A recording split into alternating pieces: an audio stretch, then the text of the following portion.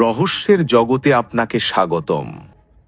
দীর্ঘ 5 দশকেরও বেশি সময় পর পৃথিবী থেকে মানুষ আবারও পাড়ি দিচ্ছে ধূসর সেই রহস্যময় উপগ্রহ চাঁদের বুকে। গত কয়েক দশকে আমরা মঙ্গল গ্রহ বা মহাকাশ স্টেশন নিয়ে ব্যস্ত থাকলেও নাসা এখন ফিরেছে তার আদি ঠিকানায়। কিন্তু এবারের মিশন আগের চেয়ে অনেক বেশি শক্তিশালী, আধুনিক এবং চ্যালেঞ্জিং। নাসার এই মহাপ্রকল্পের নাম আর্টেমিস।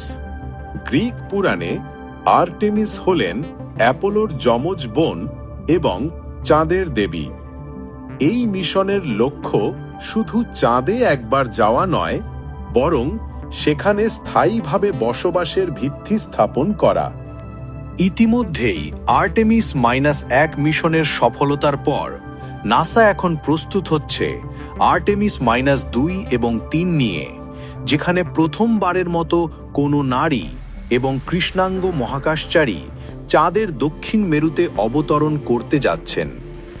আপনাদের মনে প্রশ্ন জাগতে পারে, কেন এবারের গন্তব্য চাঁদের দক্ষিণ মেরু? কারণ বিজ্ঞানীদের ধারণা, এই চিরস্থায়ী অন্ধকার অঞ্চলে লুকিয়ে আছে কোটি কোটি টন জমাটবদ্ধ বরফ। এই পানি শুধু পানের জন্যই নয়, একে ভেঙে রকেটের জ্বালানি এবং অক্সিজেন তৈরি করা সম্ভব। নাসার তৈরি বিশ্বের সবচেয়ে শক্তিশালী রকেট স্পেস লঞ্চ সিস্টেম এই অসাধ্য সাধনে নেতৃত্ব দিচ্ছে। অর্থাৎ চাঁদ হতে যাচ্ছে ভবিষ্যতের ডিপ স্পেস মিশনের একটি রিফুয়েলিং স্টেশন, যেখান থেকে মানুষ একদিন পাড়ি দেবে লাল গ্রহ মঙ্গলে। আর্টেমিস মিশন কেবল নাসার নয়, এটি পুরো মানবজাতির অদম্য কৌতূহলের প্রতিফলন। আমরা আর কেবল দর্শক হয়ে আকাশ দেখব না, বরং আকাশের ওই দূর সীমানায় গড়ে তুলব নতুন এক সভ্যতা। বিজ্ঞানের এই অগ্রযাত্রায় পৃথিবী কি প্রস্তুত নতুন এক ইতিহাস প্রত্যক্ষ করতে? আমি মিস্ট্রি বাংলা আজকের মতো বিদায় নিচ্ছি। মহাকাশ বিজ্ঞানের এমন আরও রোমাঞ্চকর তথ্য জানতে আমাদের সাথেই থাকুন।